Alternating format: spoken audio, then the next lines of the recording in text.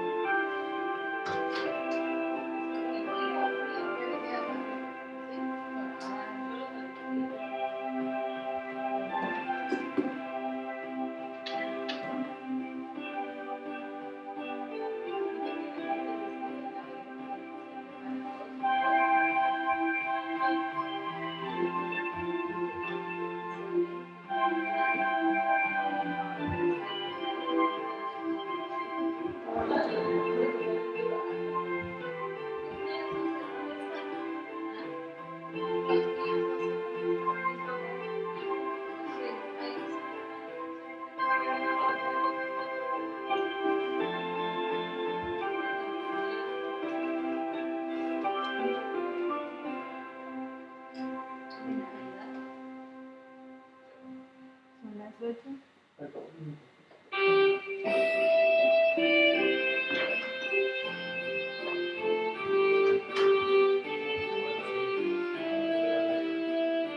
música parece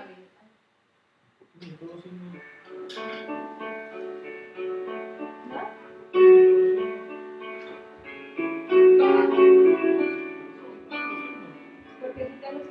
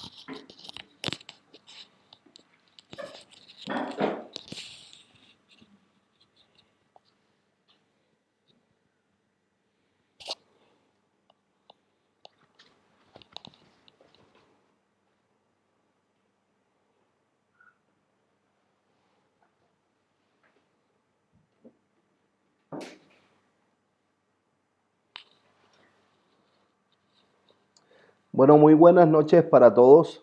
Que el Señor les bendiga. ¿Cómo estamos con el audio? ¿Me escuchan? Ok. ¿Qué les parece si oramos y damos gracias a Dios por este tiempo? Padre, queremos darte gracias por tu fidelidad, gracias por tu amor, gracias por la oportunidad que tú nos das de poder compartir en esta instancia. Oramos para que tu Espíritu Santo esté en medio nuestro, que tu Espíritu Santo esté en medio de este tiempo. Aquí no hay limitantes para ti, ni distancia, ni países. Muchos pueden ser bendecidos por el poder de tu amor. Y oramos para que tú te glorifiques. Oramos en contra de toda distracción, todo lo que el enemigo quiere crear como impedimento para que recibamos de ti. Oramos para que todos puedan llegar a esta conexión, los que se han trazado ese propósito y aquellos con los que tú también tienes un propósito. Bendecimos, Señor, tu nombre. En el nombre de Cristo Jesús. Amén. Amén. Bueno, buenas noches para todos los que nos acompañan, todos aquellos que han permanecido fieles. Ya estamos a 2 días de terminar nuestro seminario, ¿cierto? Ya nos queda la clase de hoy y de mañana. De verdad que ha sido un gozo, ha sido un privilegio poder compartir con ustedes porque hemos visto mucho la fidelidad de Dios, algunos de los mensajes que llegan, algunas de las personas que han estado entrando en contacto por diferentes motivos de consejería, vemos que está siendo de bendición. Así que realmente damos gracias a Dios por este tiempo. Pero bueno, ayer concluíamos hablando, ¿cierto? Habíamos hablado de la importancia de la redención, luego hablamos de la importancia del arrepentimiento, ¿no? Cerrábamos ayer hablando respecto al arrepentimiento y en la clase anterior también hablamos de la revelación. Cuán importante es la revelación para saber de qué arrepentirnos. Pero una vez que nosotros identificamos y nos arrepentimos, ahora viene un nuevo proceso, ¿ya? Que es la clase de hoy. Pueden poner allí como título Liberación a través del perdón. Este es el pilar que vamos a estar trabajando en este día. Y bueno, vamos a trabajar 2 pilares más, pero ahora vamos a entrar en la importancia de la liberación que recibimos a través del perdón. Y quiero que vayamos rápidamente a Nehemías, capítulo 2, verso 6. Nehemías, capítulo 2, verso 6 dice, entonces el rey me dijo, y la reina estaba sentada junto a él, ¿cuánto durará tu viaje? ¿Y cuándo volverás? Y agradó al rey enviarme después que yo le señalé el tiempo. Algo que nosotros vemos es que Nehemías está hablando al rey, él era copero del rey Artajerjes, y su corazón estaba afligido a causa de que la obra de construcción en Judá estaba parada, a pesar de que Artajerjes y su reinado había sido parte, ¿no?, de este juicio que el pueblo tuvo que enfrentar. Algo que nosotros vemos es que Nehemías tuvo una actitud de humildad, de mansedumbre, llegó a ser copero del rey, lo que nos indica que fue una persona que liberó perdón, que no guardó rencor contra él. Pero es muy interesante destacar que su actitud también liberó cosas para la nación. Porque en el momento en que él pide permiso al rey para ir a la nación y para poder empezar la reconstrucción, el rey se los concede. Entonces Jerusalén estaba destruida y Nehemías quería comenzar con la reconstrucción. Pero cuando nosotros empezamos una labor de reconstrucción, una de las cosas que vemos es que muchas veces el enemigo se levanta para que nosotros no podamos terminar aquello que hemos comenzado. Y a veces esto es muy típico en nuestras vidas. Aquí estamos viendo una reconstrucción física, pero estamos viendo también una reconstrucción espiritual. Pero muchas veces aún en nuestras propias vidas, a veces emprendemos proyectos, iniciamos cosas y muchas de estas cosas quedan abortadas en el camino. Y mucho de esto también tiene que ver con esta opresión espiritual. Entonces, por eso es tan importante para nosotros, como lo hemos mencionado todos estos días, la permanencia en aquellas cosas que Dios nos hable. Y una de las cosas que te puede sacar del permanecer es la falta de perdón. Porque cuando hay falta de perdón, empiezan a brotar raíces de amargura. Y estas raíces de amargura, como dice la palabra, no vaya a ser que brotando una raíz de amargura dejemos de alcanzar la gracia del Señor. Entonces, si tú te das cuenta, la falta de perdón muchas veces nos lleva a este tipo de pérdida. Y quiero que vayamos al Salmo 32, Salmo 32, del versículo 1 al 5. Ahí como pueden ver en la diapositiva, es el pilar que vamos a estar trabajando, la liberación a través del perdón. Entonces, bienaventurado aquel cuya transgresión ha sido perdonada y cubierto su pecado.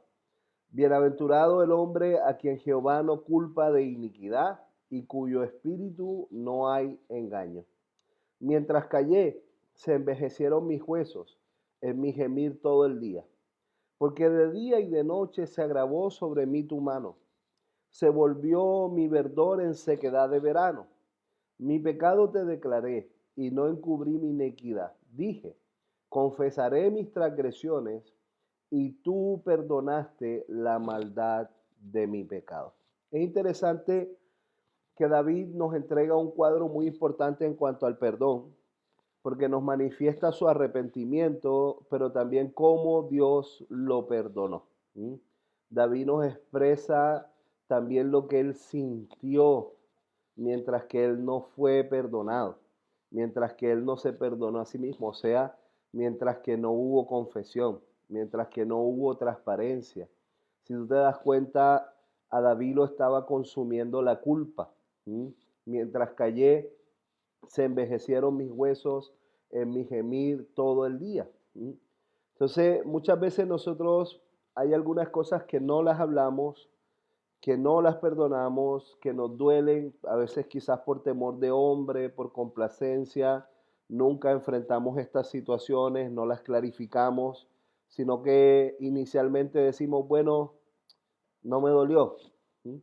Pero tú sabes que sí te dolió, que sí te afectó, o finalmente has recibido perdón de parte del Señor, pero te ha costado perdonarte a ti mismo. Quizás por el hecho de que nunca lo has hablado con nadie, por el hecho de que nunca lo has confesado.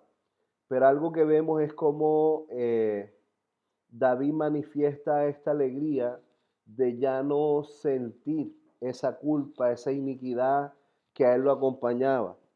Me llama mucho la atención cuando dice, bienaventurado aquel en cuyo espíritu no hay engaño. O sea, mientras que yo llevé una vida de engaño, yo no podía disfrutar la vida. No, me estaba envejeciendo en mi gemir, estaba sufriendo. O sea, este secreto supuestamente estaba bien guardado, pero en realidad lo estaba atando. Y lógicamente sabemos que había un profeta llamado Natán que en un momento determinado lo iba a confrontar. Incluso cuando David está haciendo esta confesión, es porque Natán lo ha llevado al templo a hacer la confesión y él está haciendo un reconocimiento de lo que había en su vida. Y es interesante que Natán es quien lo lleva, así que muy posiblemente Natán está escuchando la confesión de David. Y es algo que nos indica cuán importante es cuando una figura de autoridad acompaña tus procesos. Entonces, cuando nosotros logramos recibir el perdón de Dios, esto trae mucha sanidad y trae mucha liberación. Cuando nosotros logramos perdonar, esto también trae libertad a mi propia vida y libertad a la vida de la otra persona. Muchas veces nos cuesta perdonar porque queremos que la persona pague, queremos que la persona se arrepienta, queremos que la persona pida perdón, pero finalmente quien sigue atado eres tú. De repente la persona ni siquiera está pensando en lo que te hizo. ¿Por qué? Porque no hay un sentimiento de arrepentimiento ni de culpa. Pero muchas veces nosotros llevamos cargas que no nos corresponde llevar. Nuestro deber es poder perdonar y después vamos a ir profundizando un poco más en esto. Pero cuando hablamos de perdonar o de liberación a través del perdón, hablamos de liberar al ofensor de la culpa y tratar de restaurar la relación que existía antes de la ofensa. Liberar al ofensor de la culpa y restaurar la relación que existía antes de la ofensa. No en todos los casos va a ser así. Esto usted tiene que tenerlo muy presente también cuando esté trabajando con personas. Porque en algunos casos, y bueno, aún para ti mismo, o sea, si hay un agresor activo, no es buen consejo tratar de establecer la relación existente. Más bien perdona, ¿ya? Pero hay cosas de las que Dios se va a tener que encargar. O sea, yo como consejero no puedo enviar a una chica que está siendo abusada sexualmente por su padrastro a tratar de establecer un vínculo de relación profunda. ¿Sí? Entonces, no en todos los casos se va a dar, ¿ya? Incluso conozco algunos consejeros, bueno, un caso muy en particular de una persona que terminó presa a causa de tratar de establecer este principio. Entonces, no en todos los casos es funcional, porque el consejo que le daba es, tienes que soportar, aguantar, estar allí. Finalmente la persona terminó matando, ¿no? a la persona que él aconsejaba y sus hijos lo denunciaron, ¿ya? Por el tipo de consejos que él le daba. Entonces, en esto nosotros tenemos que ser muy cuidadosos. Nosotros siempre debemos también velar por nuestra integridad, por la integridad de la persona, por su cuidado personal. Entonces, cada caso siempre es bueno analizarlo. Entonces, cuando hablamos de liberar al ofensor de la culpa y tratar de restaurar la relación personal, no siempre se va a dar, ¿ya? Pero eso no significa que tú no has perdonado, porque tú estás liberando a esta persona de su culpa, pero también esto trae libertad a tu vida y trae una nueva cosmovisión del evento. Y cuando llega una nueva cosmovisión del evento, tú puedes ayudar a otros, porque ahora hay un nuevo entendimiento de lo que es el perdón. Entonces, los dos verbos más comunes usados en hebreo para perdonar, uno es nasa, que significa levantar, quitar la culpa, ¿ya? Levantar, quitar la culpa. Y el otro es salat, ¿sí? Que también significa cubrir o trata de implicar la idea de expiar, ¿ya? Expiar, o sea, pagar esa deuda, cubrir esa deuda. Y los términos más comunes que tú vas a encontrar en el griego, uno es jaromizomai y significa dar con gracia, que creo es lo que Jesús hizo con nosotros. ¿Sí? A través de la cruz recibimos perdón de pecados y Él lo dio con gracia. Y el otro es afimi, que significa soltar, enviar, cancelar, remitir. ¿Sí? Entonces, cuando nosotros hablamos de perdón, el perdón comúnmente se hace presente o se hace manifiesto cuando hay una ofensa, ¿sí? Hacia nuestras vidas. algo que nos dolió, algo que nos dañó, algo que nos afectó. Y debería ser antecedido por el arrepentimiento del ofensor. Pero esto tampoco siempre va a pasar, ¿ya? No siempre va a haber una persona que se arrepiente de lo que te hizo y te va a pedir perdón. ¿Sí? Pero vamos a ver bíblicamente que nuestro deber es perdonar. ¿Sí? Porque eres tú quien te liberas cuando perdonas. ¿Sí? Entonces, no permitas que el dolor te ate y te mantenga ligado a otras personas o a otras situaciones y te mantengas esclavo de ese dolor. Entonces, las escrituras en diversas expresiones, ¿ya? Nos invita a tratar de vivir esta plenitud de perdón divino, ya bajo el concepto de la libertad que recibimos a través del perdón. Y quiero que vayamos a Miqueas, capítulo 7, verso 19. Miqueas, capítulo 7, verso 19. Por así decirlo, Dios nos muestra cómo Él toma nuestros pecados y los arroja a lo profundo del mar.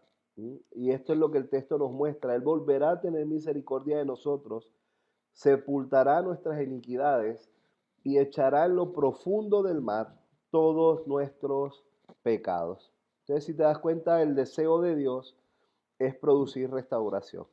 El deseo de Dios es liberarte de esos pesos de culpa. Si hay un genuino arrepentimiento, Dios quiere traer esa sanidad, Dios quiere traer esa restauración.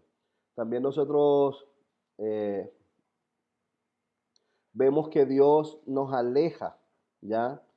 O nos ayuda en el proceso de lo que han sido nuestras rebeliones. Y quiero que vayamos rápidamente a Salmo 103, verso 12.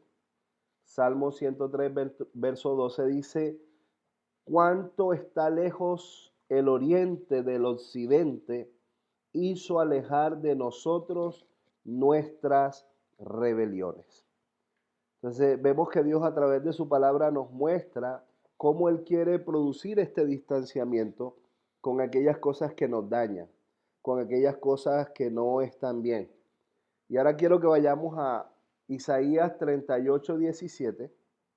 Isaías 38, 17 dice: he aquí, amargura grande me sobrevino en la paz, mas a ti agradó librar mi vida del hoyo de corrupción, porque echaste tras tus espaldas todos mis pecados. Entonces, algo que nosotros podemos ver con Dios es que ya había un plan y el profeta Isaías nos lo está mostrando.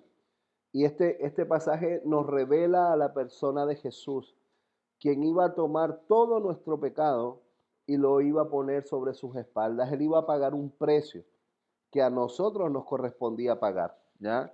Y este precio se pagaba con la muerte. Y Jesús estuvo dispuesto a ir hasta esta muerte y muerte de cruz para que nosotros disfrutáramos del perdón de Dios. Entonces, quiero decirte algo muy especial, y es que cuando tú no logras perdonarte a ti mismo y vives bajo un sentimiento de culpa constante, tú no estás disfrutando del sacrificio de la cruz.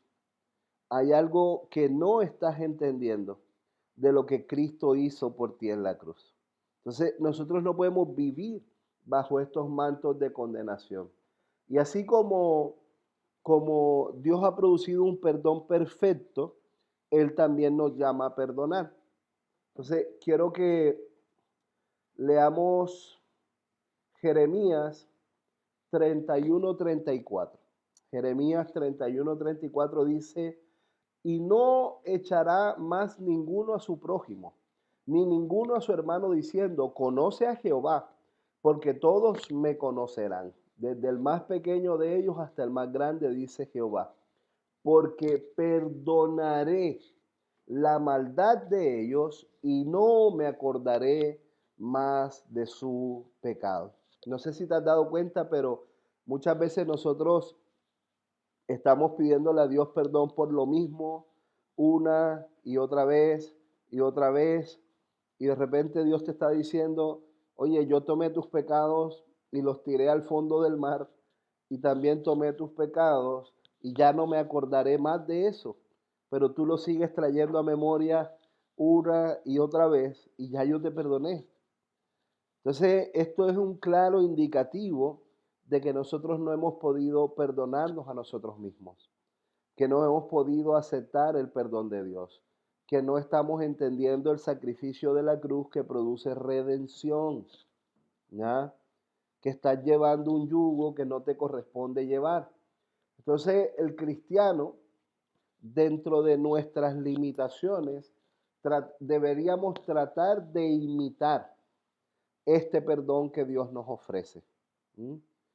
Quizás hay cosas que no las vamos a poder olvidar, pero sí podemos cambiar la cosmovisión de estas cosas. Muchas veces escucho frases como perdonar es olvidar, ¿sí?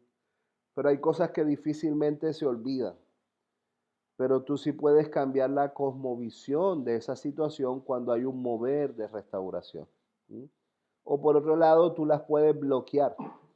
Pero está demostrado que cuando una persona bloquea una emoción o un sentimiento de rencor, de ira y se produce esta falta de perdón, esta persona gasta aproximadamente entre el 40 y el 50% de su energía en esconder estas emociones. Entonces, finalmente son personas que se desgastan, son personas que viven bajo un severo estrés porque están tratando de bloquear una emoción a la que no le dieron salida. ¿Sí? Entonces, por eso para nosotros es tan importante poder liberar este perdón. Nosotros no podemos rehusarnos, ¿no?, a perdonar a nosotros porque estarías rehusando el perdón para ti mismo. Si tú te das cuenta, el perdón no es un sentimiento. A veces escucho a personas en las consejerías decir, es que yo no siento de perdonar, es que yo no siento que sea el tiempo, es que yo necesito que Él pague por lo que me hizo. Pero veamos qué nos dice Mateo 6 del 12 al 15. Mateo 6 del 12 al 15. Y perdonando nuestras deudas, como también nosotros perdonamos a nuestros deudores. Y no nos metas en tentación y líbranos del mal, porque tuyo es el reino, el poder y la gloria por los siglos. Amén. Porque si perdonáis a los hombres sus ofensas, os perdonará también a vosotros vuestro Padre Celestial. Mas si no perdonáis a los hombres sus ofensas, tampoco vuestro Padre os perdonará vuestras ofensas. Entonces, muchas veces guardamos un sentimiento de rencor, guardamos una emoción porque queremos ver justicia, ¿ya? Queremos ver que la persona pague por lo que hizo. Creo que es parte de lo que pasó con Jonás. Él quería que Nínive pagara por las cosas que ellos habían hecho. Pero si tú te das cuenta, Dios mostró gracia, Dios mostró amor, Dios mostró misericordia. Pero Dios también es justo, amado. Y aunque tus ojos no vean la justicia, créeme, Dios nos hace justicia. Pero nuestro llamado es a perdonar. Porque cuando tú no perdonas, quien se esclaviza, quien se ata, eres tú. Y quien no está disfrutando de la vida, eres tú. Y te mantienes esclavo de una idea, de un pensamiento, y el enemigo te mantiene atado, no te permite ser libre. Porque no disfrutas la vida, estás pendiente de lo que la persona hace, porque lo hace, sea, te roba el gozo de vivir. Y por eso para nosotros es tan clave el perdón. Mateo 18. No lo voy a leer completo, ¿ya? Pero voy a mencionar algunos pasajes y voy a parafrasear algunas cosas para que aprovechemos el tiempo. Pero Mateo 18 del 23 al 35 nos habla de los dos deudores, ¿ya? Esta parábola de los dos deudores. Y algo que nosotros vemos es como eh, una persona recibe perdón y por lo que la escritura nos manifiesta, el perdón que él está recibiendo era por muchísimo dinero. Era una deuda que él no podía pagar. Algunas personas que tratan de hacer la semejanza al día de hoy hablan aún de millones, ¿no?, de dólares, o sea, algo que la persona no podría cumplir, ¿ya? Creo que son 10 millones de dólares, ¿sí? Y lo que el otro debía trayéndolo al hoy, lo que le debían a él sería un aproximado de unos 20 dólares. ¿Sí? Y esta persona no pudo extender ese perdón. Entonces, algo que nosotros vemos en el verso 35, así también mi Padre Celestial hará con vosotros si no perdonáis de todo corazón cada uno a sus hermanos sus ofensas. Entonces, muchas veces nosotros hemos recibido un perdón por gracia y Dios quiere que ese perdón que nosotros hemos recibido, que tampoco merecíamos, nosotros también lo extendamos y lo demos por gracia. Por mucho daño, por mucho dolor que alguien haya producido en nuestras vidas, si tú te das cuenta, la falta de perdón aumenta el dolor, acrecenta el dolor en tu propia vida. Entonces, vemos que Jesús también nos expresa esta importancia del perdón. Y quiero que vayamos ahí mismo en Mateo 18, los versos 21 y 22. Versos 21 y 22 dice, entonces se le acercó Pedro y le dijo, Señor, ¿cuántas veces perdonaré a mi hermano que peque contra mí? ¿Hasta 7? Jesús le dijo, no te digo hasta 7, sino aún 70 veces 7. Lógicamente Jesús no nos está hablando de 490 veces, o sea, no nos está diciendo tienes que perdonar a la misma persona 490 veces, sino que sabemos que el número 7 para los judíos representaba perfección, o sea, lo que Jesús está expresando es que tu perdón debe ser perfecto, tu perdón debe ser siempre, ¿ya? Y hace un sobreénfasis cultural al decir 70 veces 7, o sea, esfuérzate para que tu perdón sea perfecto. Entonces, muchas veces nosotros no tomamos una iniciativa como para liberar perdón, sino que lo que hacemos es que lo vamos dejando como de ladito, que quede ahí guardadito y que de una u otra manera no nos duela. Pero la Biblia nos invita también a facilitar a la persona el pedir perdón. Muchas veces decimos, no, bueno, si fue él quien falló, bueno, que en su momento venga y pida perdón. Pero de repente Dios también va a tocar tu corazón para generar instancias en las que estas conversaciones se puedan dar. Y si nosotros vemos ahí mismo en Mateo 18, hemos ido como retrocediendo, lo que nos indica en qué contexto Jesús finaliza diciendo la importancia del perdón. Pero ahí mismo en Mateo 18, del 15 al 17, dice, por tanto, si tu hermano que peca contra ti, si tu hermano peca contra ti, perdón, ve y repréndele, estando tú y él solo. Si te oyere, has ganado a tu hermano. O sea, Jesús nos invita, ¿ya?, a buscar la reconciliación, ¿ya?, a ser agentes de reconciliación. Mas si no te oyere, toma contigo a uno o a dos testigos, para que en boca de dos o tres testigos conste toda palabra. Este es un muy buen principio para la consejería. Cuando hay personas que están teniendo una problemática de murmuración, de chisme, de quejas, es bueno aplicar este principio. No vayas a hablar solo con esta persona. Es bueno que tú tengas personas que puedan respaldar lo que esta persona dijo, ¿ya? Y si no los oyere, dilo a la iglesia, y si no oyere a la iglesia, tenle por gentil o publicano. O sea, finalmente, no siempre las personas van a reconocer su error. No siempre las personas se van a arrepentir. No siempre las personas van a venir y pedirte perdón. Pero tu deber es perdonar y buscar la reconciliación, si te das cuenta.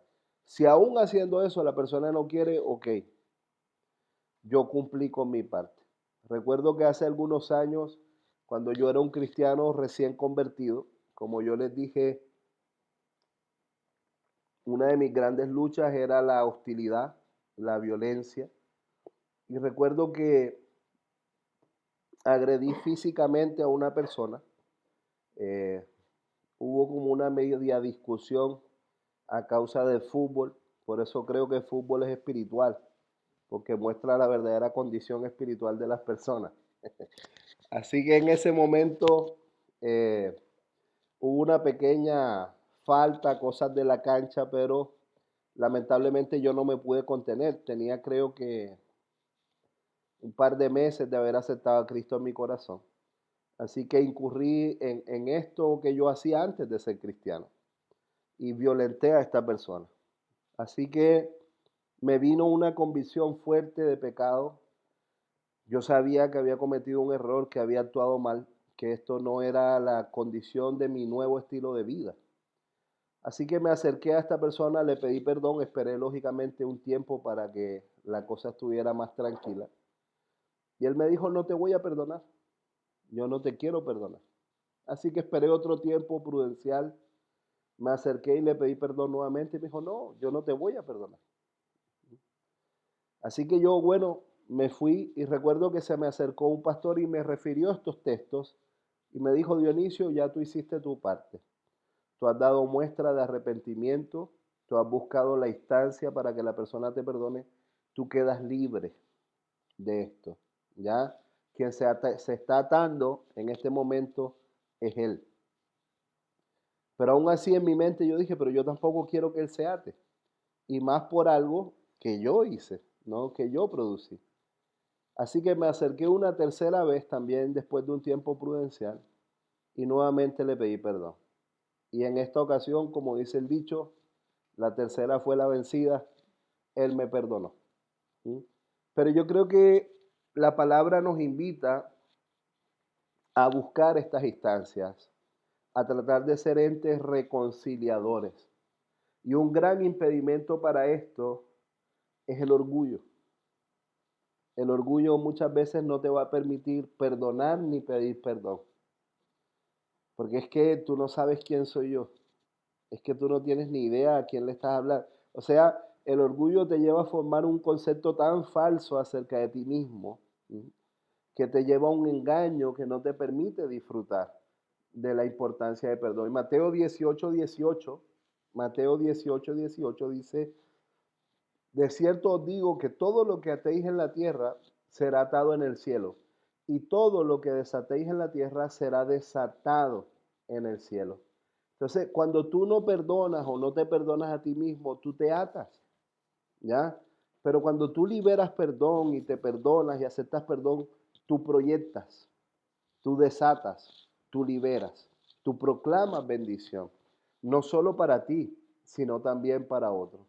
Entonces, la falta de perdón nos afecta, bueno, quiero mencionar tres áreas, ¿no? En las que nos puede afectar la falta de perdón.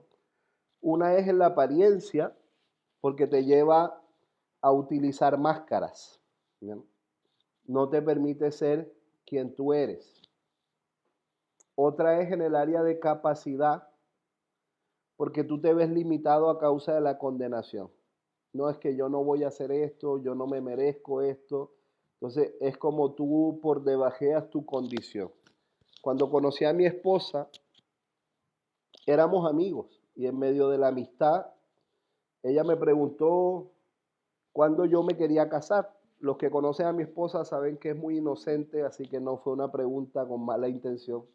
En ese tiempo éramos simplemente amigos. Y yo le dije, mira, no sé, pero lo único que yo le pido a Dios es una mujer que tema al Señor. No me interesa ni su pasado, ni lo que haya vivido, porque con todo lo que yo viví, sería el colmo del descaro que yo le pidiera una mujer como tú. Porque mi esposa era una chica de iglesia que siempre estuvo en las manos de Dios, que siempre estuvo con un tema, un llamado, un objetivo claro, se guardó para el Señor. O sea, era una persona totalmente opuesta, ¿no? Al trasfondo del que yo venía. Y recuerdo que ella inocentemente me dijo, pero si ya Jesús te redimió, ¿por qué no te puede dar una mujer como yo? Y dije, bueno, que sea lo que Él quiera, pero yo no tengo rostro para pedirle. ¿Sí? Pero era porque yo luchaba con la condenación de las cosas que yo había vivido, de las cosas que yo había hecho, sin saber que esa conversación de amigos iba a liberar el cumplimiento de una promesa, de quien hoy en día es mi esposa, ¿no? Pero Dios me estaba mostrando cómo a pesar de los procesos que yo estaba viviendo, yo todavía me condenaba por las cosas de mi pasado, por las cosas que yo había hecho. Entonces, también te limita en tu relación con Dios, porque no te acercas a Dios, no le buscas, te sientes culpable, te sientes sucio, te sientes que no mereces estar en su presencia. Muchas veces vienes por remordimiento, pero en medio de ese proceso, eh, a través del remordimiento, acuérdate que lo que se produce es culpa, ¿ya? Hoy estoy con una pequeña alergia, así que si me ven mucho usando el pañuelo es porque estoy con una pequeña alergia, ¿ya? Les pido disculpas. Pero es aquí donde nosotros tenemos que decidir si nos vengamos o perdonamos. ¿Cuál es ese paso que debemos dar? ¿Tomo la justicia en mis manos o dejo que Dios me haga justicia? Entonces, esta palabra perdón viene del griego afiemi, como mencionábamos, y este término aparece 146 veces en el Nuevo Testamento.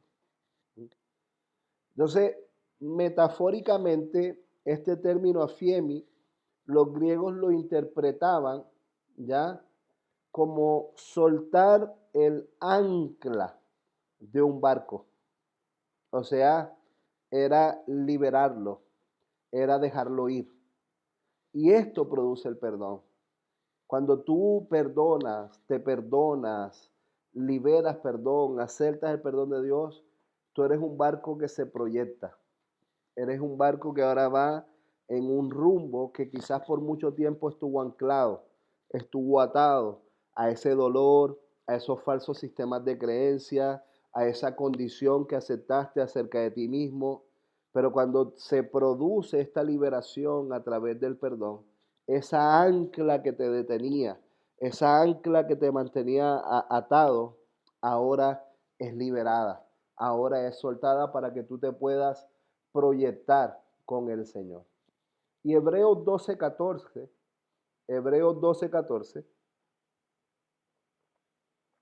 dice, seguid la paz con todos y la santidad, sin la cual nadie verá al Señor. Entonces, nosotros debemos seguir la paz con todos, con todos. Nosotros debemos ser agentes de paz. Nosotros debemos buscar esta reconciliación. Debemos buscar esta restauración. Y así como mencionábamos la parábola del siervo que no quiso perdonar, en Mateo 18, ¿ya? Quiero mencionar algunos impedimentos para perdonar. Algunos impedimentos para perdonar. Lo primero es escoger no hacerlo. Escoger no hacerlo. Usted tiene esa posibilidad de decidir. Usted tiene esa posibilidad de tomar una decisión. Entonces, algo que nosotros vemos es que perdonar no es un sentimiento, es un mandamiento establecido por Dios. Si vamos a Colosenses 3:13 dice, soportándonos unos a otros y perdonándonos unos a otros. Si alguno tuviere queja contra otro, de la manera que Cristo le perdonó, hacedlo también vosotros. Entonces, el perdón no depende de cómo tú te sientas. El perdón es un mandamiento y nuestro llamado es a la obediencia. Por otro lado, tenemos la falta de perdón hacia nosotros mismos. Falta de perdón hacia nosotros mismos. Vamos a Romanos 8:1. Romanos 8:1 dice, ahora pues ninguna condenación hay para los que están en Cristo Jesús, los que no andan conforme a la carne, sino conforme al Espíritu. Entonces, ¿cuál es la clave aquí? Que ya no hay condenación para ti por el sacrificio de Cristo. Tú debes aceptar el perdón de Dios. Pero eso sí, esto es a los que no andan conforme a la carne. Entonces, muchas veces sí aceptamos que ya somos libres, que hemos sido perdonados, pero seguimos viviendo bajo los deseos o el gobierno de la carne. No, el mandato es que vivamos por el Espíritu. Entonces, si tú te estás esforzando honesta y sinceramente, no significa que no te vas a equivocar. Pero si tú te estás esforzando honesta y sinceramente por llevar una vida de santidad, una vida en el Espíritu, no hay condenación para ti. Y si por X o Y motivo pecaste, erraste al blanco, me arrepiento, pido perdón, me levanto y vamos hacia adelante. Pero no me puedo mantener bajo este manto de condenación. Otro impedimento muchas veces son los celos y la envidia. Otro impedimento son los celos y la envidia. Vamos a Lucas, Lucas 15, del 25 al 31. Lucas 15, del 25 al 31. Aquí nos encontramos con una parte de la parábola del hijo pródigo. La voy a parafrasear rápidamente por tiempo. Pero vemos que el hermano mayor llegó a casa, escuchó música, danza. Esto para él fue extraño. ¿Qué está pasando aquí? Lo que nos da un indicativo de que en esa casa no se celebraba desde que el hijo menor se había ido, ¿ya? Posiblemente para el papá era un duelo haber perdido a su hijo. Este joven llega, escucha las músicas y justo aparece uno de los sirvientes y le dice, tu hermano ha regresado y tu papá ha hecho matar en honor a él, en honor a él, el becerro más gordo. ¿Mm? Para que usted entre en contexto, cuando se escogía el becerro gordo, ¿ya? Era el que se escogía en sacrificio al Señor. Entonces, cuando se mataba el becerro gordo en honor a una persona, era algo de mucha, pero de mucha honra. ¿Mm? Entonces, cuando él llega y se encuentra con esta situación, él dice, oye, pero papá, he aquí tantos años que yo te he servido y no me has dado ni un cabrito para gozarme con mis amigos. Si te das cuenta, aquí podemos rescatar dos cosas. Lo primero, corazón de siervo. He aquí tantos años que te sirvo, ¿ya? O sea, él no se sentía hijo, no se sentía acreedor. Pero eso es otra enseñanza. Eso no tiene que ver con esta. Pero cuán importante es que tú te sientas hijo, porque si tú no te sientes hijo, tú no alcanzarás las herencias de tu padre. Solo alcanzarás las herencias de los siervos. Y los siervos no tienen los mismos derechos que los hijos. Y esto que él le está diciendo es falso. Porque si tú lees el versículo 11, cuando dice que el hijo menor vino y pidió a su padre la parte de los bienes que les corresponde, el verso 12 dice, y les repartió los bienes. Les repartió. Está en plural. O sea, a los dos. A los dos. ¿Mm? Entonces, cuando el hijo le está haciendo este reclamo y ni un cabrito me has dado, la respuesta del papá fue, pero si todo lo que tengo es tuyo. En pocas palabras, si tú nunca te comiste el cabrito, es porque nunca lo sentiste tuyo. Entonces, cuando yo no me siento hijo, se producen estos sentimientos de celos, se producen estos sentimientos de envidia, pero en él no encajaba el sistema de perdón a través de la gracia, de que a pesar de que todo lo que el hijo había hecho, su padre estuvo dispuesto a recibirlo en amor. Y de esa misma manera, Dios lo hace contigo. No importa cuánto tú hayas hecho, tu padre está dispuesto a matar el becerro gordo. Tu padre está dispuesto a poner un anillo. Recuerda que culturalmente el anillo era la firma, el sello de la familia. O sea que no es simplemente ponerle un anillo porque tenían dinero. No. El mensaje de la postura del anillo es nuevamente te hago mi heredero. O sea, a pesar de lo que hiciste, nuevamente entras en la familia, nuevamente entras en la herencia. ¿Mm? Y pronto traer un vestido y vestirle. El vestido representa cobertura. Nuevamente estás bajo mi cobertura. Y poner calzado en sus pies. Los que andaban descalzos en esta época eran los esclavos.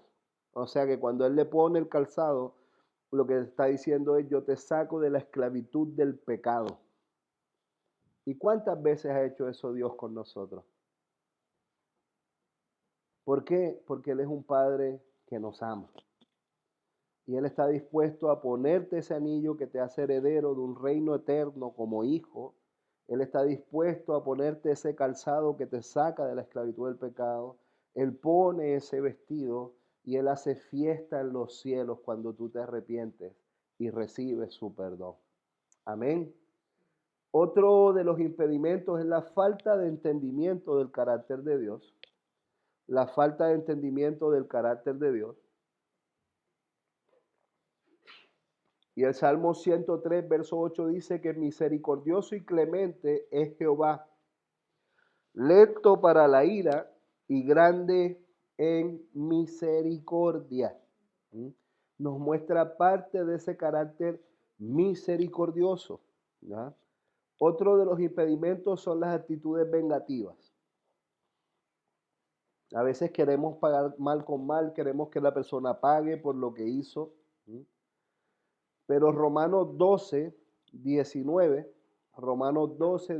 dice: no os venguéis vosotros mismos, amados míos, dejad lugar para la ira de Dios, porque escrito está: mía es la venganza, yo pagaré, dice el Señor. Este versículo es un poquito como para los que luchan más con la justicia. Amado, cuando usted decide dejar eso en las manos de Dios, usted está dejando que Él tome cartas en el asunto. Déjelo en las manos del Señor, porque Dios es justo. Pero tú perdona, tú acepta perdón, tú recibe el perdón. Otro de los impedimentos es temor o miedo de que nos vuelvan a dañar. Temor o miedo de que nos vuelvan a dañar. Mateo 18, 21 y 22, como ya mencionábamos este pasaje, ¿no? Hasta 70 veces 7. Entonces vemos que nosotros debemos perdonar siempre, ¿ya? Entonces muchas veces el enemigo va a poner este sentimiento de temor, pero te van a volver a herir, te van a volver a hacer lo mismo. Es como la persona que fracasó sentimentalmente y dice: no me vuelvo a enamorar, porque me van a volver a hacer lo mismo. Y ya toma sus resabios, sus precauciones a causa de... Pero algo que es importante, amados, siempre va a ser escoger con Dios. Y no hay una prenda de garantía que va a ser perfecto, pero créeme que si está en los propósitos del Señor, Él va a honrar su palabra. Entonces, también nosotros creamos algunos mecanismos de defensa para no perdonar. Entonces culpamos a otros, ¿ya? No, si finalmente no fue mi culpa, fue culpa de él, y bueno, que lo arreglen entre ellos. Negamos el problema. No, si no me dolió, no me afectó, pero llegas a tu casa y te duele. En otras ocasiones evitamos a la persona que nos hirió. No sé si a usted le ha pasado, pero justo van caminando por la misma calle y viene la persona de frente y usted se cruza o se mete a un almacén con tal de no tener que enfrentar la situación, de no tener que enfrentar la problemática y traer una solución al conflicto. A veces simplemente buscamos un sustituto. Bueno, si fue mi mejor amiga quien me dañó, bueno, ahora me busco otra mejor amiga. Y tratamos de sustituir la relación, en vez de arreglar. Y en otros casos caemos en complacencia. Entonces empezamos a complacer a la persona que nos daña para que no nos dañe más. El problema es que esto va a generar heridas más profundas. Y quiero concluir esta parte en 2 Corintios 5:18. 2 Corintios 5:18 dice: y todo esto proviene de Dios, quien nos reconcilió consigo mismo por Cristo y nos dio el ministerio de la reconciliación. Entonces, amado, es importante trabajar la reconciliación en tu propia vida. pero cuando tú la trabajas en tu propia vida, también te da autoridad para el cumplimiento de esta palabra. Y es que Dios te ha dado el ministerio de la reconciliación. Y este es uno de los grandes fundamentos bíblicos para el ministerio de la consejería. ¿Mm? Nosotros ayudamos a las personas a reconciliarse con Dios, a reconciliarse con otros y a reconciliarse consigo mismo. ¿Mm? Entonces, por eso nosotros somos reconciliadores.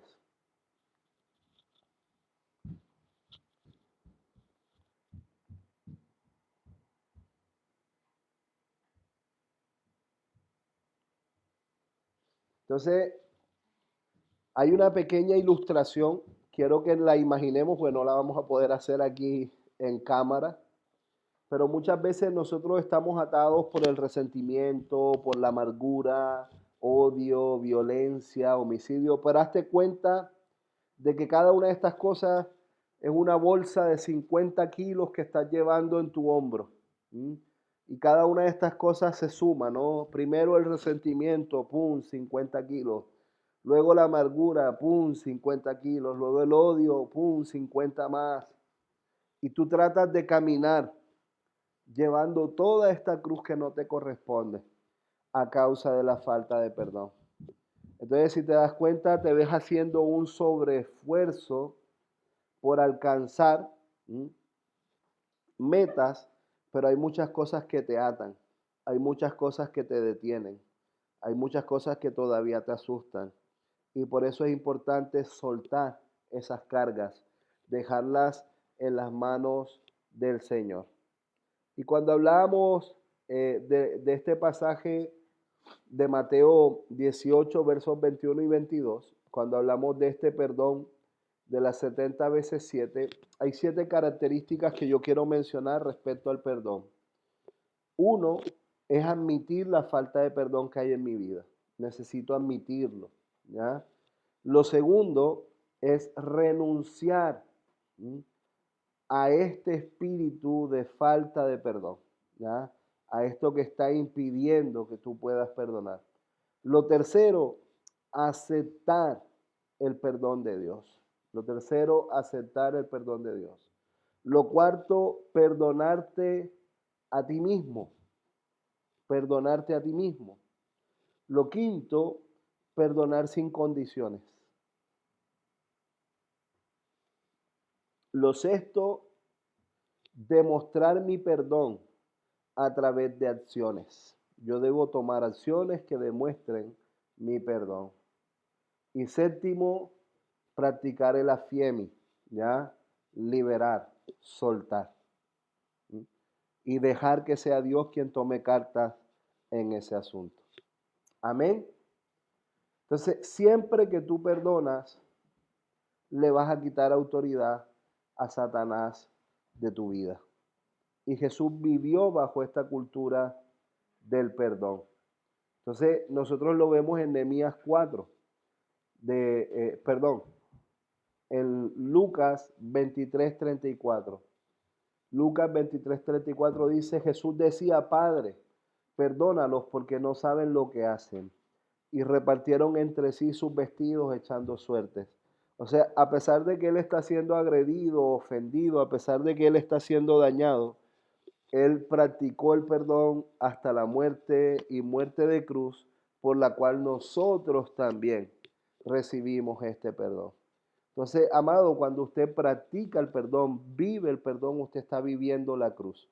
Usted está viviendo lo que Jesús hizo por nosotros.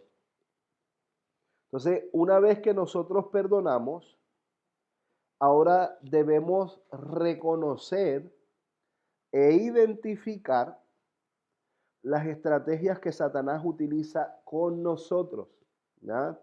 Ese es el siguiente pilar. Ponga allí como subtítulo o título, ¿ya? Reconocer e identificar las estrategias de Satanás. Entonces, ya yo perdoné. Ahora, ¿qué va a hacer el enemigo? Va a tratar de que yo vuelva atrás. Ya puse a Jesús como redención. Ya recibí revelación. Ya me arrepentí. Ya extendí perdón. Ya me perdoné a mí mismo. Y ahora Satanás dice, bueno, ¿y cómo hago para que éste retroceda? ¿Cómo hago para que éste vuelva atrás? Voy a atacarlo en las mismas áreas que por mucho tiempo él se ha visto afectado y en las áreas en las que él ha cedido. Entonces es aquí donde nosotros ahora no podemos caminar pasivamente. Debemos ser activos en vigilar. ¿Para qué? Para reconocer e identificar las estrategias que él utiliza conmigo. Recuerdo que hace muchos años mi pastor me dijo, Dionisio, cuando alguien te busque para tentarte en el área moral, no creas que es porque eres bonito. Yo dije, hombre, este hombre me está diciendo feo y aparte que ya yo luchaba con eso, imagínate. No, pero él me dijo, no creas que es por ti. Es el enemigo queriendo que tú vuelvas atrás. Y a veces uno cae en ese error de creer que es por tus características, de creer que es por tus dones, por la forma en que te ven, por tus características físicas. Y esto como que trae, oh, mira cómo soy. Pero no, no se te olvide, Dionisio, que hay un olor que emana de ti y es el olor del Espíritu Santo. Y este olor muchas veces hace que los demonios se acerquen para hacerte caer. Entonces, ahora yo debo identificar cuáles son las estrategias que Satanás va a tratar de utilizar para hacerme retroceder. Entonces, quiero que vayamos a Nehemías, capítulo 4, del verso 1 al 3. Nehemías, capítulo 4, del verso 1 al 3 dice, cuando oyó Sanbalat que nosotros edificábamos el muro, se enojó, se enfureció en gran manera e hizo escarnio de los judíos. Y habló delante de sus hermanos y del ejército de Samaria y dijo, ¿qué hacen estos débiles judíos? ¿Se les permitirá volver a ofrecer sacrificios? ¿Acabarán en un día? ¿Resucitarán de los montones de polvo las piedras que fueron quemadas? Y estaban junto a Tobías Amonita, Tobías Amonita, el cual dijo, lo que ellos edifican del muro de piedra, si subiere una zorra, lo derribará. Entonces aquí vemos algunas características. Ellos están viviendo un proceso de quitar todo lo viejo, de arrancar la mentira, de arrancar el engaño, de salir de todo ese proceso que han vivido y comienza la reconstrucción. Pero cuando comienza la reconstrucción se levanta un ataque desacreditador, intimidador, burlesco. ¿Y cuántas veces nosotros hemos vivido esto en nuestra propia vida? Entonces, nosotros necesitamos recordar que a partir de ahora nadie te podrá dañar más allá de lo que tú le permitas. Porque ahora depende si tú aceptas las mentiras que el enemigo quiere traer a tu vida o no. Entonces, cuando hablamos de reconocer o identificar las estrategias de Satanás, es importante que nosotros entendamos que él ha trazado estrategias para dañarnos. Y es bueno que tú identifiques cuáles son las estrategias que utiliza contigo. Es muy posible que las estrategias que él utiliza contigo están muy ligadas a los ladrillos que tú identificaste. ¿Ya? Tristeza, soledad, angustia. Es muy posible que la estrategia que él utiliza contigo va por ahí, va por esa línea. Entonces, por eso para nosotros es tan importante identificarla. ¿Ya? Me siento solo, ok, pero ¿cuándo me siento solo? ¿Por qué me siento solo si estoy rodeado de personas? ¿Cuándo empezó esto en mi vida? ¿Cuándo yo acepté esta mentira? Entonces, empezar a identificar cuando él empieza a lanzar este ataque, este sentimiento, esta emoción. Entonces, una de las estrategias primarias de Satanás es atacar nuestra mente. Porque cuando él ataca nuestra mente, él trata de poner sus ideas de pensamiento. Satanás trató de trazar un plan que nosotros lo vemos a lo largo de toda la Biblia. Y era sacar la identidad de la nación de Israel. Y desde que nosotros somos niños, Satanás ha tratado de sacar nuestra identidad. ¿Qué digo desde que nosotros somos niños? Desde que estamos en el vientre de nuestras madres, Satanás ha tratado de sacar nuestra identidad. Si tú te das cuenta, en los exilios, una de las estrategias que los reyes utilizaron para la dispersión y la disociación de la nación fue repartirlos entre las naciones para que ellos no pudieran estar juntos, para que poco a poco fueran perdiendo su identidad como nación. ¿Sí? Porque si estaban juntos se fortalecerían en lo que ellos eran como nación. Entonces, nosotros vemos cómo el enemigo los desanimó para no luchar, dañando su identidad como nación, aceptar la condición de esclavo. Y muchas veces Satanás hace esto con nosotros. Él daña tu identidad para que tú aceptes tu condición. Entonces finalmente tú dices, bueno, me lo merezco. Bueno, eh, es lo que me tocó, es lo que hay. Así es la vida. Pero si tú te das cuenta, porque no estás reconociendo el valor que Dios te ha dado. Entonces vemos varias estrategias que el enemigo utilizó.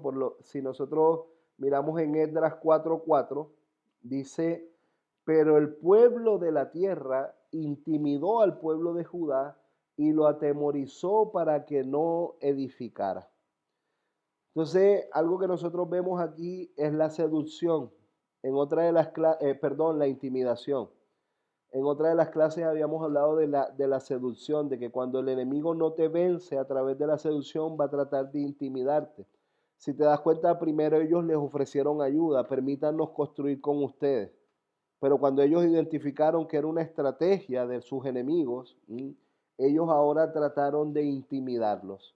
Y muchas veces el enemigo hace esto con nosotros, nos seduce y él no te va a seducir con cosas que no te gustan. O sea, si a mí me ponen un yogur de cebolla, seguramente para mí no va a ser muy atractivo, ¿no? Pero si me ponen un lomo vetado, 3/4, para mí va a ser de gran tentación. Y Satanás no te va a tentar con lo que no te tienta. Y por eso nosotros tenemos que estar atentos, tenemos que estar apercibidos. Pero cuando tú logras vencer la tentación de la seducción, Él va a tratar de intimidarte. Porque a través de la intimidación te lleva a tus temores, te lleva a tus miedos. Y los miedos han sido una plataforma que han pretendido acompañar nuestra vida durante mucho tiempo. Entonces, una de las cosas que vemos claramente es la intimidación como una estrategia, ya que el miedo te paraliza. El miedo no te permite razonar bien. El miedo te lleva a tomar malas decisiones. El miedo te lleva a tomar decisiones sustentadas en un error. Cuando nosotros reconocemos estas estrategias de Satanás, es clave porque él no va a poder sabotear lo que tú estás construyendo ahora con Dios. Entonces vamos a la siguiente diapositiva. Y algo que nosotros vamos a ver es que ellos utilizaron el enojo, la burla, la confusión. En otros casos utilizaron la amistad, ¿ya? Y en otros casos vemos que el enemigo trató de llevarnos a nuestras plataformas, las cosas con las que nosotros estábamos luchando. Entonces, si nosotros vemos los textos, vamos a Nehemías 2:10. Nehemías 2:10 dice, pero oyendo Sanbalat, Horonita y Tobías el siervo amonita, les disgustó en extremo que viniese alguno para procurar el bien de los hijos de Israel. Entonces, lo primero que vemos fue esta manifestación de enojo que quiso producir intimidación. Luego ahí en el capítulo 4, del verso 1 al 3 que ya mencionamos, ¿ya? Algo que nosotros vemos que cuando ellos oyeron estas cosas, otra de las áreas en las que fueron atacadas fue en el área de la burla, ¿ya? Ellos intentaron burlarse para que ellos no siguieran con la construcción, o sea, desacreditar lo que ellos estaban haciendo. Luego en Nehemías 6, del verso 1 al 10, pueden poner la cita, yo solo voy a mencionar algunos versos, del verso 1 al 10, quiero leer el 6 al 8 dice, en la cual estaba escrito, solo se ha oído entre las naciones y Gazmulo dice, que tú y los judíos pensáis rebelarnos y que por eso edificas tu muro, con la mira, según estas palabras, de ser tú su rey, y que has puesto profetas que proclamen acerca de ti en Jerusalén, diciendo, hay rey en Judá, y ahora serán oídas del rey tales palabras. Ven por tanto para que consultemos. Entonces envía a decirles, no hay tal cosa como dices, sino que de tu corazón lo inventas. Entonces, otra de las estrategias que nosotros vemos o logramos identificar es que el enemigo utiliza la confusión a través de la mentira y el engaño. El enemigo va a tratar de confundirnos a través de diferentes circunstancias. Ahí mismo en Nehemías capítulo 13, verso 7, Nehemías capítulo 13, verso 7 dice, para volver a Jerusalén, y entonces supe del mal que había dicho Eliasib por consideración a Tobías, haciendo para él una cámara en los atrios de la casa de Dios. Lamentablemente aquí tomaron una mala decisión, porque a causa de la amistad, ellos distorsionaron algo, ¿ya? Y fue que construyeron una habitación para esta persona donde debían guardar los utensilios de la casa de Jehová, ¿ya? Entonces, muchas veces hay personas que van a tratar de llevarte a transar por la amistad, ¿no? Pero si finalmente no es tan malo, o de repente un esposo o una esposa te dice, pero no es una mentira tan grave, no es tan duro, no es tan heavy.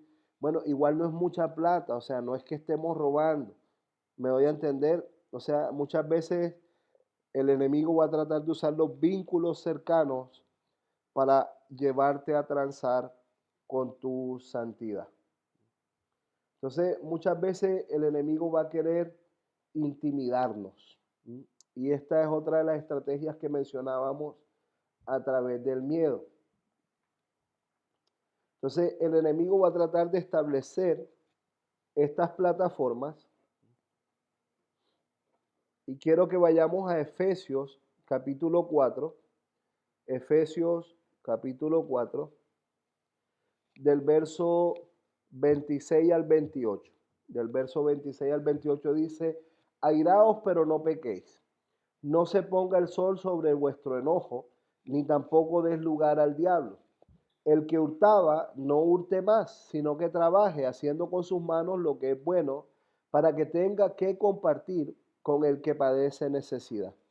Es interesante porque vemos que una de las estrategias es la ira, el enojo. O sea, una de las plataformas que el enemigo va a tratar de utilizar o mantener en tu vida es la ira, tus reacciones a través de la ira, tus reacciones a través del enojo.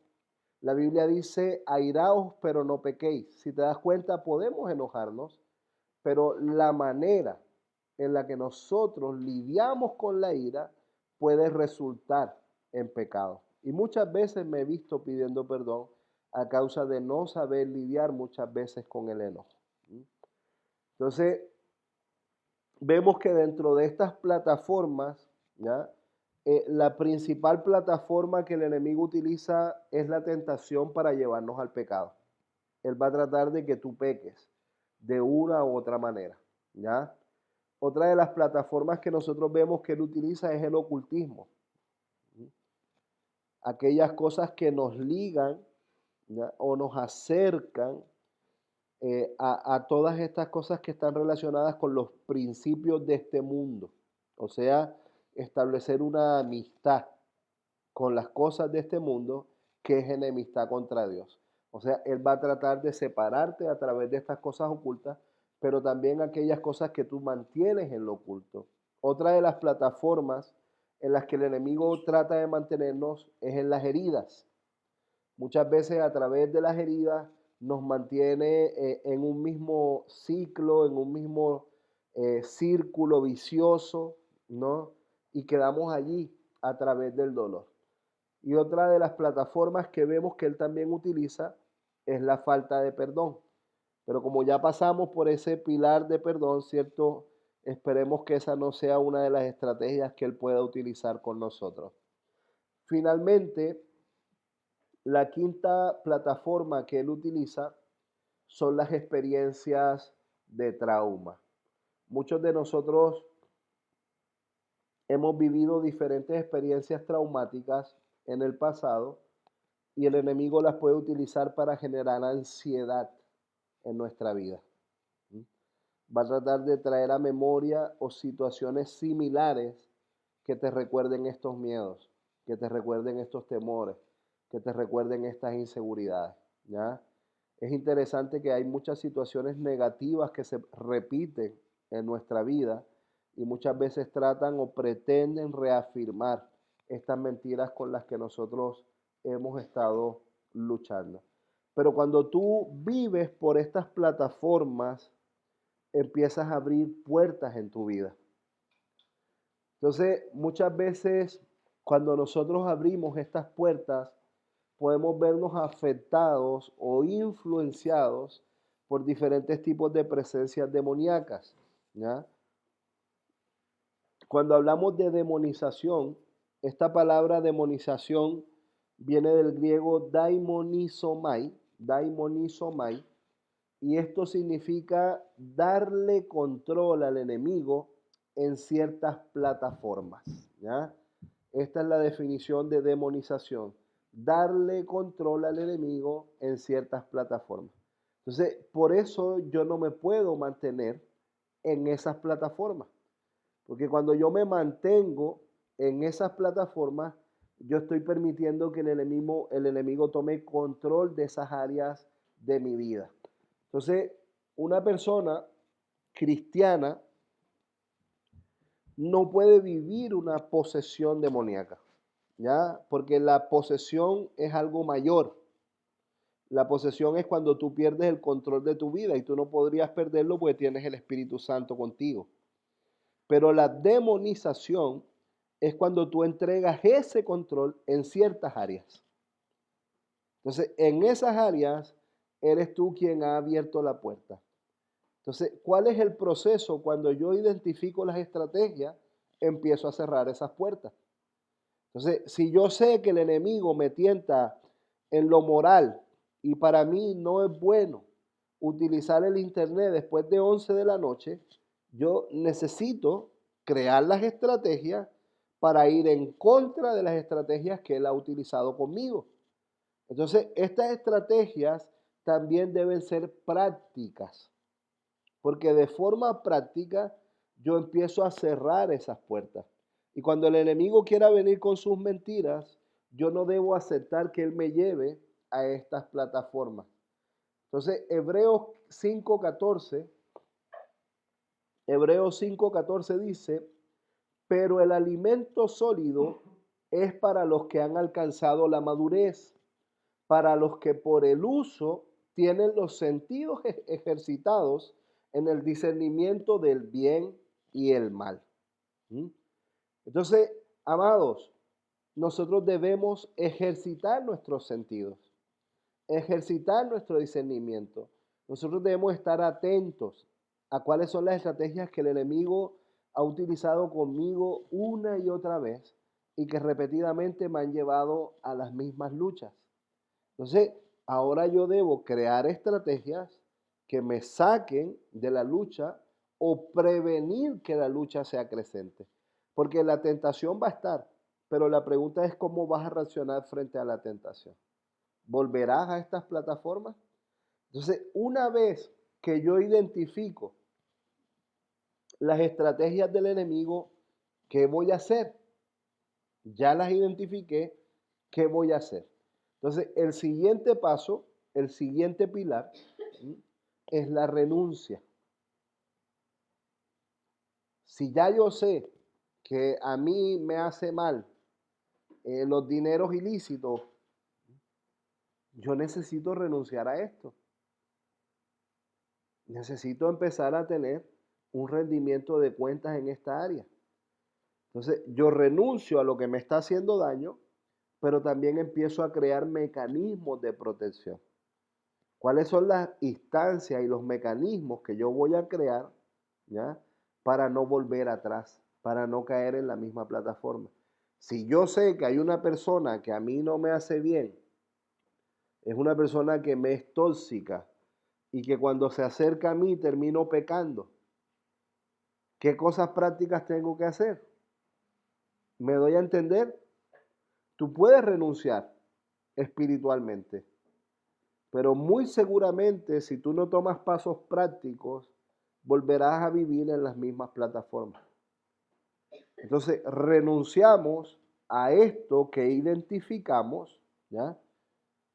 Pero tomamos pasos prácticos para que el enemigo no nos vuelva a engañar, no caer nuevamente en lo mismo. Entonces, esta palabra renuncia viene del griego apotizomai, que significa decir adiós, decir adiós. Amado, cuando yo me convertí al Evangelio, eh, yo venía de un trasfondo difícil. Yo venía de un trasfondo de drogas, alcohol, de un mundo ilícito. Estaba con muchos sueños en esa área, ya, de ese mundo ilícito. Y yo tengo una conversión radical. Yo tengo un encuentro con Jesús que cambió mi vida para siempre. Fue una cosa sobrenatural. No tengo tiempo para contar todo ese testimonio, pero mi encuentro con Dios fue tan profundo y tan real que para que tú te hagas una idea, yo dejé la droga en un día, el alcohol en un día, la pornografía en un día, la masturbación en un día, la inmoralidad sexual de mi vida que vivía en ese mundo, todo lo dejé en un día por un encuentro con Dios. O sea, fue un encuentro tan marcante y tan profundo que mis amigos pensaban que yo me volví loco. Porque yo me fui un viernes y regresé un domingo siendo otra persona. Y cuando yo regresé, yo los empiezo a llamar por teléfono y empiezo a decirle, compadre, ya yo no soy el mismo, Dios cambió mi vida. Imagínate a gente que está involucrada en todo ese mundo ilícito. Ellos me decían, pero a ti, ¿qué te pasa? ¿Mm? Entonces me llamaban para cosas y yo decía, ya yo estas cosas no las voy a hacer. Ya yo no voy a ser la misma persona. Entiendan que este Dionisio ya no es el mismo. Yo sé que ustedes no me van a entender. El punto es que en esos años uno de mis grandes amigos se iba del país y tenían una fiesta de despedida y yo sabía lo que iba a pasar en esa fiesta, por lo que yo no fui. ¿Mm? Precisamente pensando, no quiero volver atrás, porque en esos años de repente tú decías, mira, yo no estoy consumiendo, pero ¿qué hacían? Te ponían en el trago o te hacían consumir a la fuerza. Entonces finalmente terminabas tú volviendo atrás en un ambiente que no era bueno para ti. Entonces yo tuve que tomar decisiones que me empezaron a distanciar. Y recuerdo que durante mucho tiempo varios de mis grandes amigos en ese mundo en el que yo vivía, ellos me decían, ¿por qué si Dios es amor, por qué tú nos abandonaste? Y si te das cuenta, era una estrategia del enemigo a través de la manipulación. Porque no se trata de que yo los abandone. Se trata de que yo necesitaba generar un cambio en mi vida. Y para esto yo necesitaba dejar. Porque si yo no dejaba, yo iba a volver atrás. Pero hoy por hoy, varios de ellos se han convertido. Y con varios de ellos tengo contacto. Lamentablemente otros murieron, otros estuvieron presos. Pero con varios de ellos mantengo contacto y una de las cosas que me alegra es, hoy te entendemos, Dionisio. Hoy sabemos lo que tú viviste. Hoy entendemos por qué fue así. Y muchos de ellos, ¿a quién crees tú que le escriben a pedir oración? ¿A quién crees tú que le escriben a pedir consejo? Me doy a entender, yo tuve que dejar, porque yo sabía que si no dejaba, yo iba a volver atrás. Y mi mamá fue de gran ayuda, porque también me puso muchos limitantes. Ella me dijo, ahora que conoces a Dios, ya yo no voy a aceptar que tú seas el mismo. Igual eso también fue un empujoncito. Así que gloria a Dios por esas mamás que temen al Señor. Pero amados, muchas veces nosotros nos cuesta decir adiós. Y esto es parte de la renuncia. Hay cosas que tú tienes que dejar. Hay amistades que tú tienes que bloquear. Hay cosas que no te hacen bien. Hay costumbres que te hacen volver atrás. ¿Mm? Y si tú no logras identificar estas estrategias, y si ya las estás identificando, y a pesar de que las identificas, no renuncias a ellas, amado, lamento decirte que te gusta el pecado. Entonces, necesitas pedirle a Dios que ponga ese repudio por esas áreas. O sea, que te lleve a un entendimiento del verdadero amor. Porque el verdadero amor es lo que te lleva a repudiar aquellas cosas que dañan el corazón de Dios. Entonces, necesitamos entrar en un sistema de amor. Santiago 4:7 dice, someteos pues a Dios, resistid al diablo y él huirá de vosotros. Entonces, nosotros no solo renunciamos, sino que nosotros también tenemos que resistir. Nosotros tenemos que hacer guerra espiritual. Y Efesios 6, del 10 al 18, Efesios 6, del 10 al 18, ¿ya? No lo voy a leer porque todos conocemos este pasaje, pero nos habla de la armadura del Señor. Entonces, vemos que la armadura nos menciona diferentes características, que estas sí las voy a mencionar, ¿ya? Pero vemos que el cinto representa la verdad, ¿ya? El cinto representa la verdad. Y quiero que vayamos a Juan 14:6. Juan 14:6 dice, Jesús dijo, yo soy el camino y la verdad y la vida. Nadie viene al Padre sino por mí. Muchas veces yo he visto a personas orando y diciendo, Señor, hoy tomo tu armadura y me pongo el yelmo de la salvación, Señor, y me pongo la coraza de la justicia y me amarro el cinto de la verdad. Y lo hacen como un acto profético y no digo que está mal, ¿ya? Pero a lo que voy es que no es un acto supersticioso de me cubro con la armadura, ¿no? Sino que es un estilo de vida que adoptamos en base a la persona de Jesús. Porque cada una de esta representación que vemos en la armadura nos habla de un área del carácter de Dios, nos habla de un área del carácter de Cristo. Entonces, cuando nos está hablando del cinto de la verdad, ¿quién es la verdad? La persona de Jesús.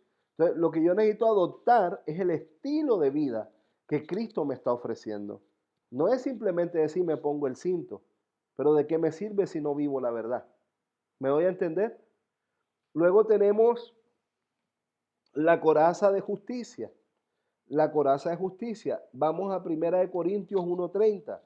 1 Corintios 1:30. Mas por él estáis vosotros en Cristo Jesús, el cual nos ha sido hecho por Dios sabiduría, justificación, santificación y redención. O sea, esa coraza la recibimos a través de Cristo. Esa justicia, quien la pagó y quien la hizo fue Jesucristo. Y por él estamos agradecidos.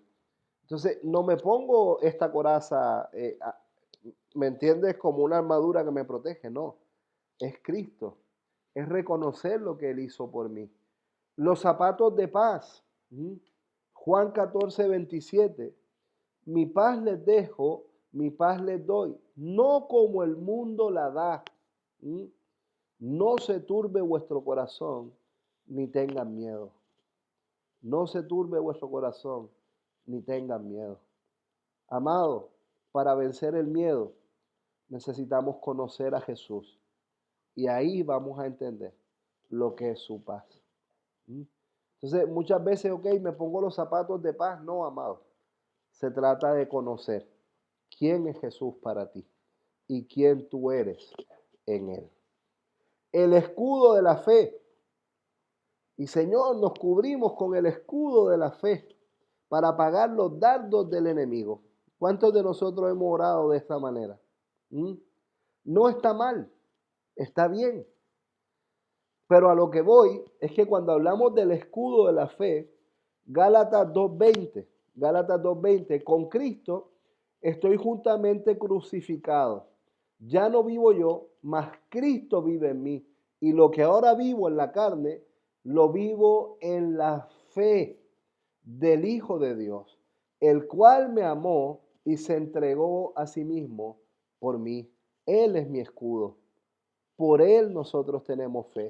Por Él nosotros tenemos seguridad.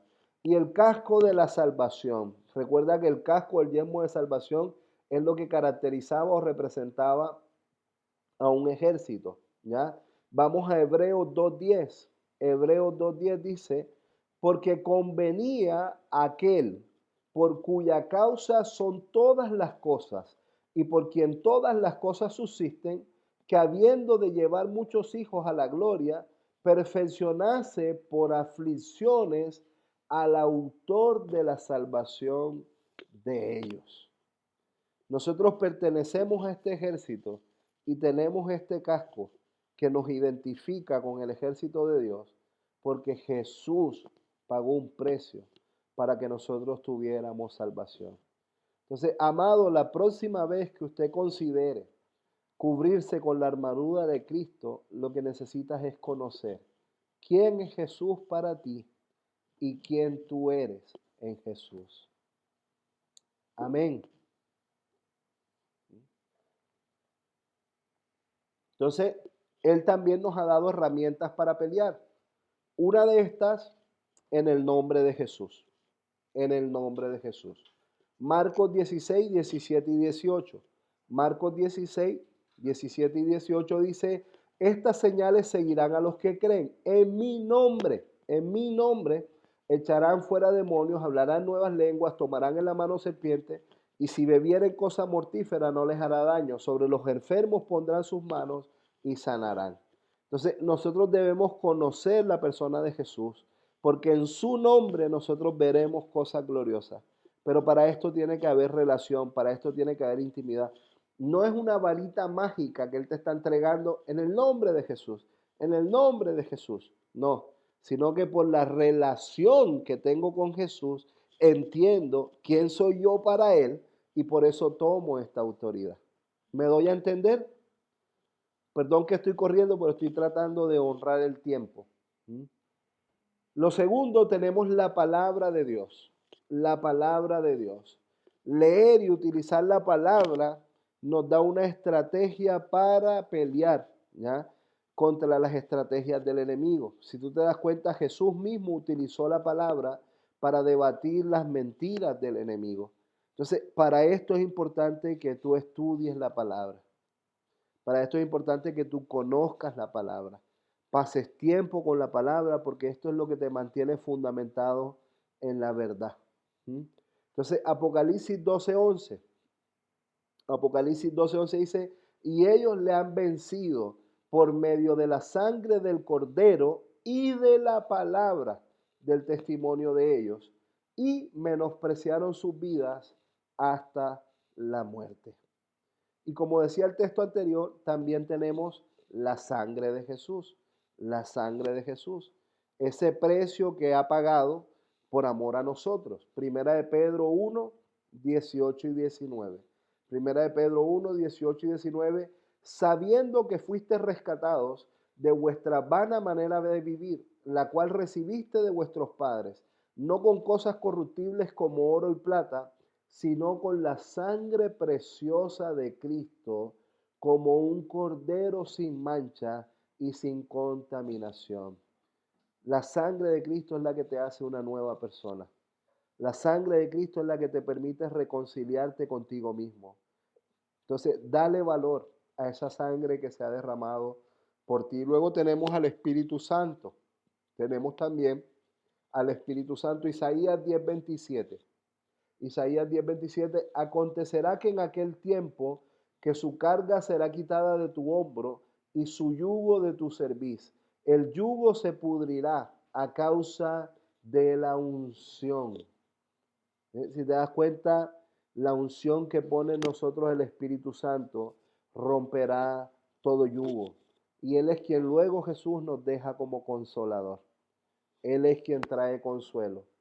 Entonces, también tenemos los dones del Espíritu. Vamos a Primera de Corintios 12, del 7 al 10.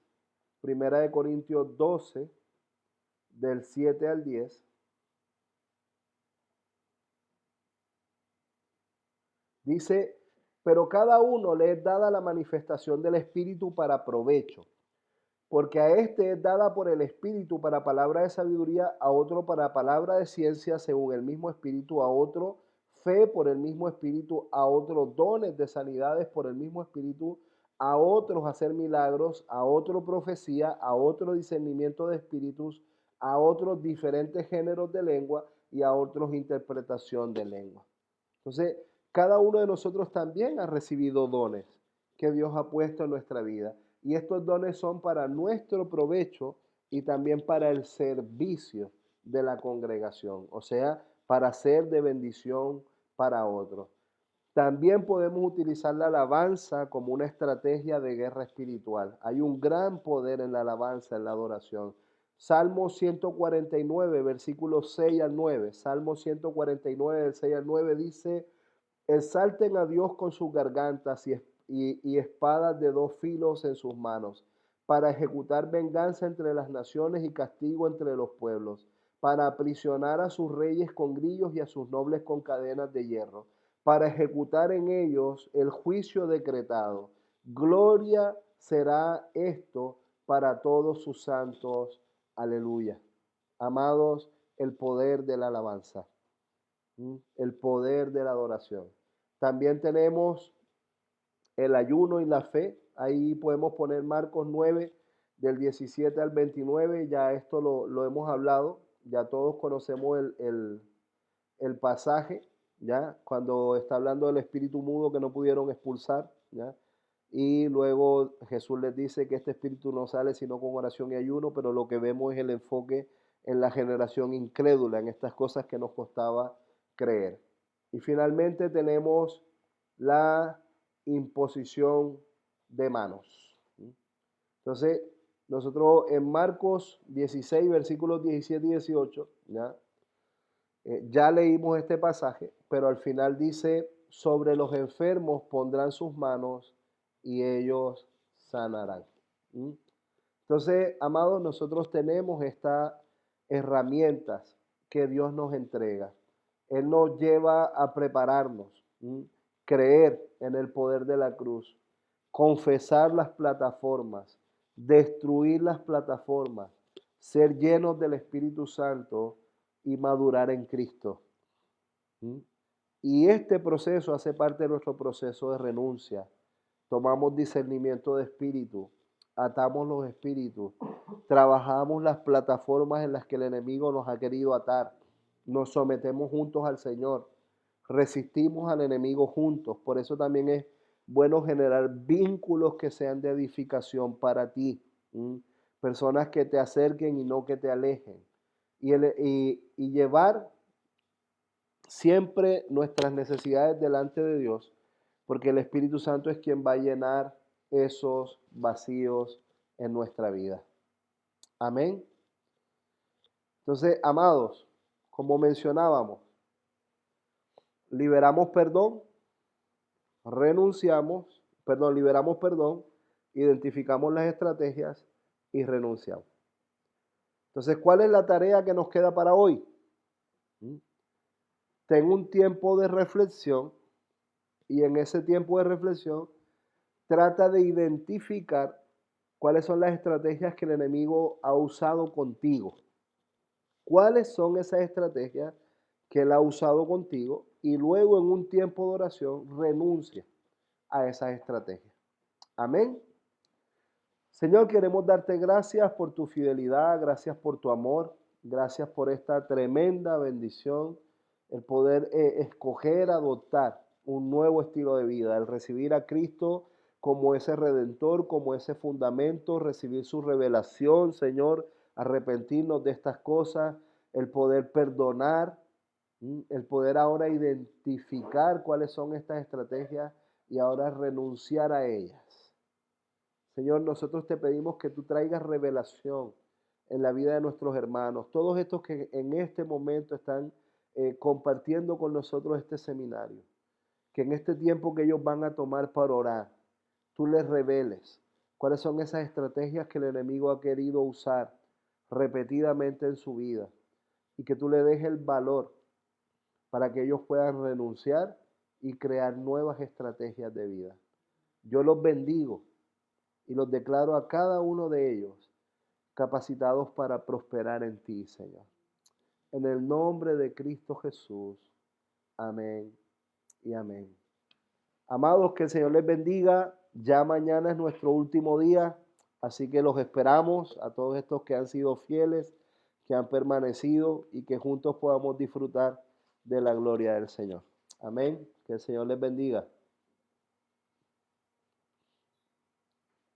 Después de imponer, hermanos, que arma sigue.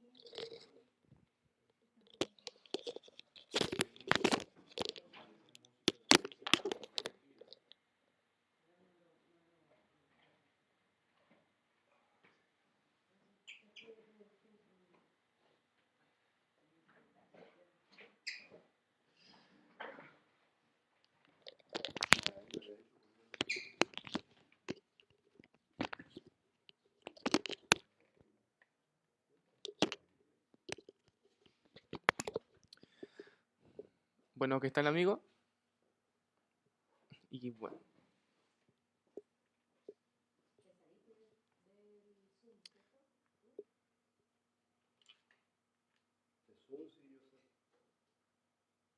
mm, bueno, amigo, espero que